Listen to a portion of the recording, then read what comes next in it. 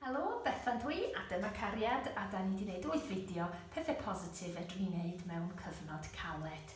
A heddiw da ni'n sôn am y pwysigrwydd o cymodi os ydym ni'n syrthio allan. Yn naturiol mewn cyfnod lle da ni'n siŵr beth sy'n digwydd, mae yna fwy o densiwn a mae yna fwy o syrthio allan. Mae bobl wedi blino, mae bobl yna'n sicr, a falle bod yr ymynedd yn bryn. O fewn perthynas, nid y syrthio allan ydy'r broblem, neu ddim dyna lle mae problemau'n codi, ond mae'r problemau'n codi pan dydy ddim yn bosib cymodi. Mae'n bwysig bod ni'n gallu ymddiheuro, dod yn ffrindiau unwaith eto. Falle bod ni'n colli mynedd efo'r plant, mae'n bwysig bod ni'n gallu dweud, doedd gennau ddim llawer o ymynedd ynghynt pan oedd ti isio help i chwarae gêm, ac o'n i'n brysur yn neud te.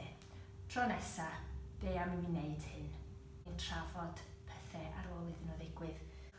Os di'r babi'n crio ac dim syniad beth sy'n bod efo'r bychan, mi fedrwn ni roi'r bychan i lawr, gael 5 munud, paned o de, paned o goffi, mynd yn ôl at y bychan a codi'r bychan eto a dweud reita. Dwi'n teimlo dipyn bach yn well. Mi na i drio ffeindio allan beth sy'n bod, sut fedra i helpu, a falle bod chydig bach o gafel y babi mewn ffordd wahanol, fel bod nhw'n gallu gweld allan, gael dipyn bach o cysur ar ei bol, yn gallu helpu. Ac falle siarad ag eglur wrth y babi, da ni wedi blino, ynddo. Mam a dad ddim yn cysgu llawer yn y nos, achos bod ti eisiau dy fwydo. A bod yn rhiant yn job anodd, a da ni'n gorfod dysgu be da ni'n neud. Gorfod dysgu'r gwaith.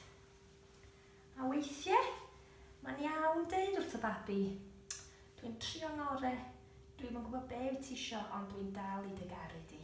Felly, cymodi oedd y pwnc heddiw, mor bwysig ydy hi. Os oes na dipyn bach o tensiwn wedi bod ni'n ymateb i'r tensiwn